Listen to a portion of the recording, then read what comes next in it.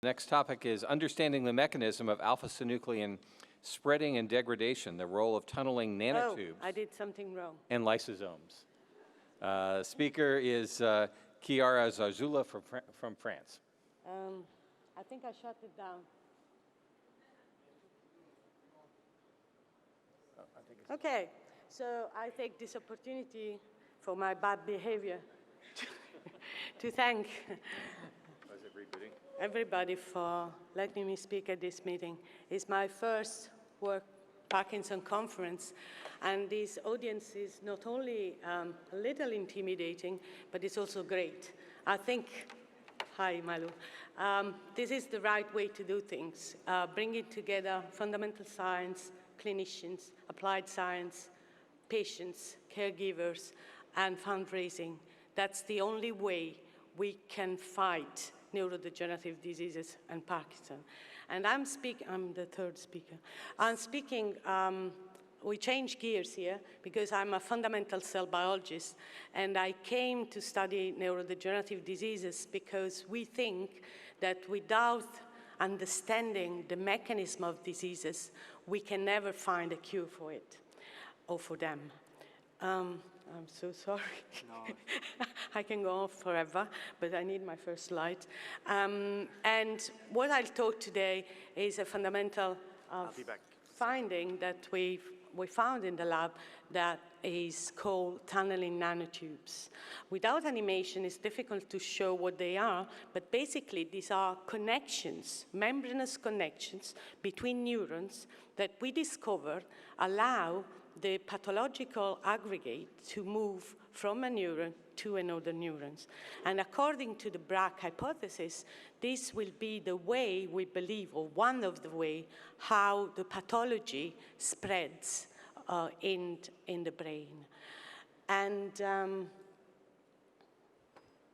oh, maybe something happening here. Can you? Yes, talk 3. Talk 3. Don't give me talk 2 because I don't know anything about diet.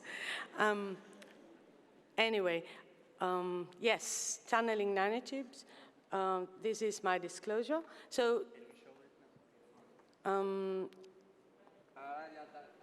and this should be a movie in which you can see in this animation cells that are connected via these membranous connections that you can see there, which are tunneling nanotubes.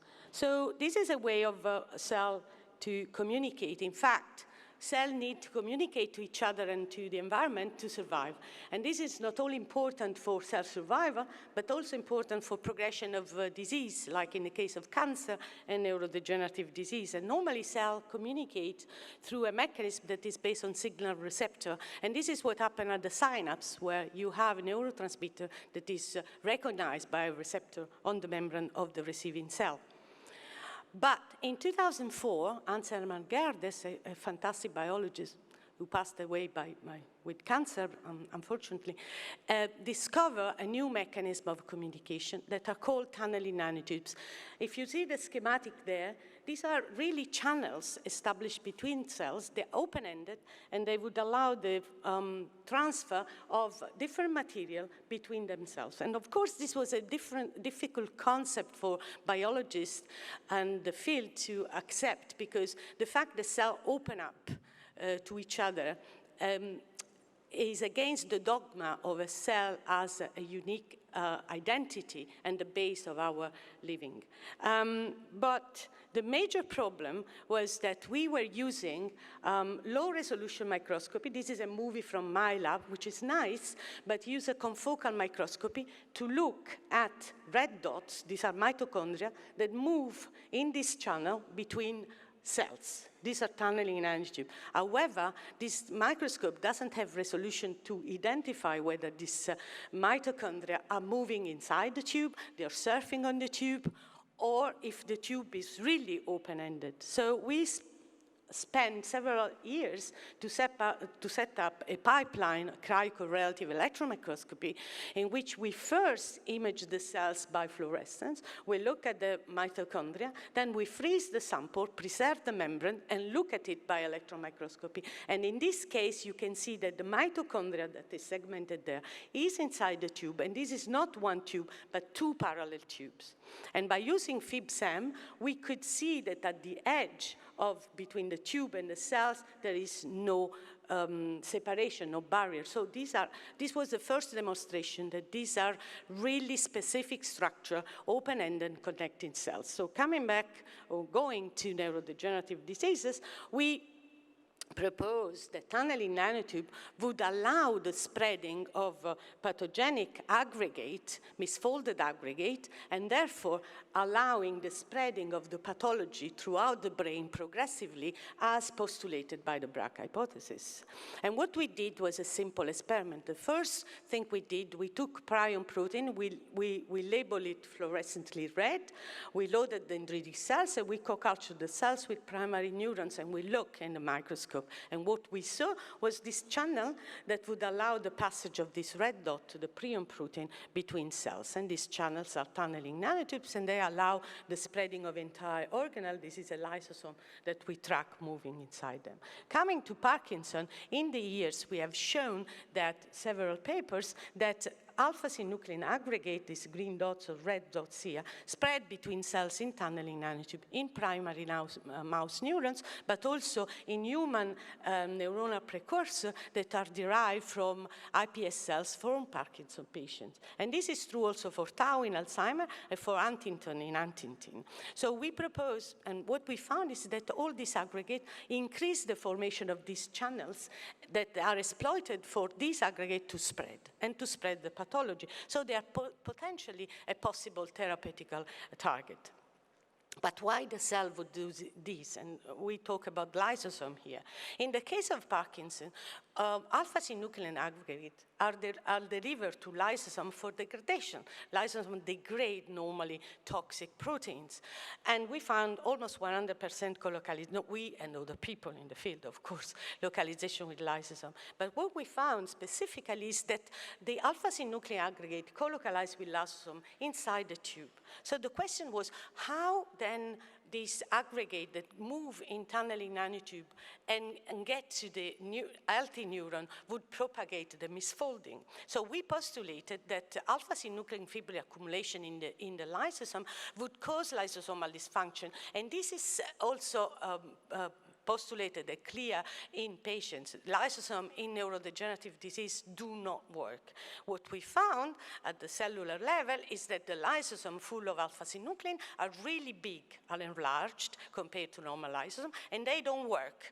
The activity of enzymatic activity is lower, and the pH is higher. The membrane is distorted, and they have lysosomal membrane permeabilization, LMP. But what is more interesting is that we found that the seeding of new proteins, new fibrils, occurs at the rim of the lysosome. You have the green aggregate, which are the pre-fibrils that we give to the cells, that colocalize with the red, colocalize with the new aggregate on the lysosomal membrane. So lysosomes are a hub for the propagation of the misfolding, the propagation of the pathology.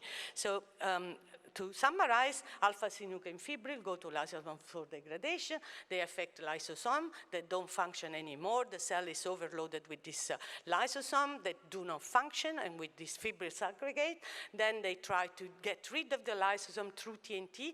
They ask for help for an healthy cell, but unfortunately in the healthy cells, synuclein gets out of the lysosome and see the propagation of the misfolding.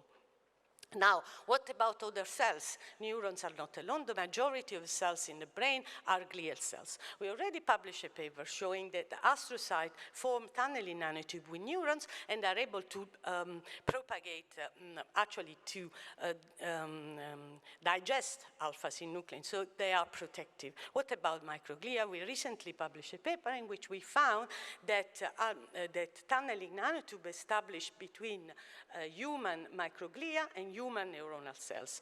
But what is interesting is that through this tunneling nanotube, there is a direct transfer of alpha-synuclein from the neuronal cells to the microglia, but not from the microglia through the neuronal cells.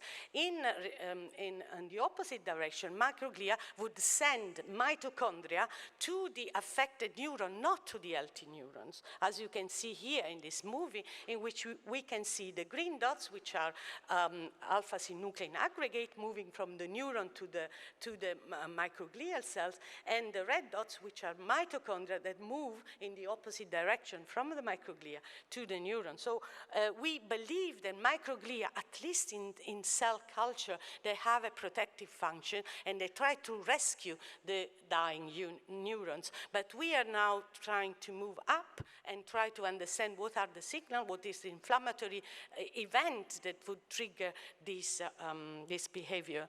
Then the last 2 minutes of my talk, I want to tell you whether we can see tunneling nanotube in brain, because, well, I am a cell biologist. What we found in cell normally occurs also in tissue and in animals. This has been shown several times. So we went to the brain, and we went to a collaboration with Jeff Lichtman at Harvard, because it's very difficult to see these thinner channels in the intricate network of the brain. And so we had to use a connectomic approach, which is based on serial scanning electron microscopy that Jeff Lichtman is using to map all the synapses, to understand why a neuron connects with one neuron and not with the other one. So basically what they do, they cut the brain in very thin slices, they mount this slice one up after the other, and then you have a 3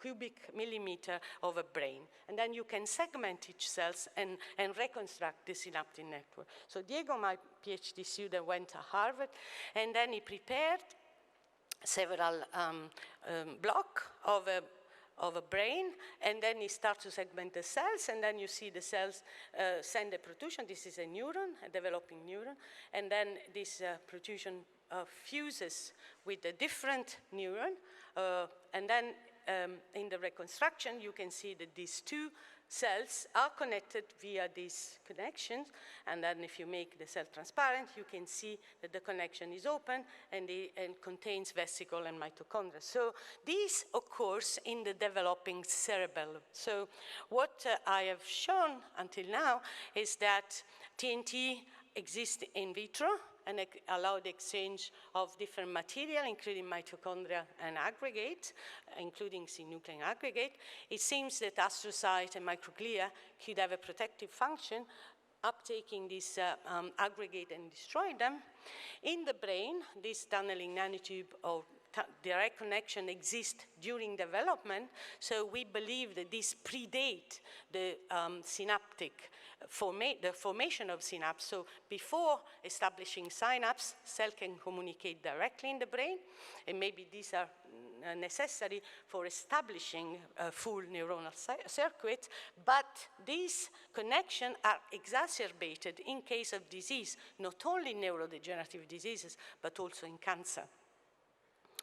And so going back to Golgi and Cajal, you know that Cajal was right, he identified the neuron, the synapse, and Golgi was believing that the neurons connect to each other without any barrier, but maybe Camillo Golgi was somehow right in some conditions, and I would like to thank my fantastic lab, the funding, especially from Parkinson, for this work, my collaborators, and you for your attention. Thank you. All right. Well, thank you. I think we don't have time for questions, so we'll encourage everyone to come to the poster and bring their questions there, and I'm sure they'll have time to get all of their answers.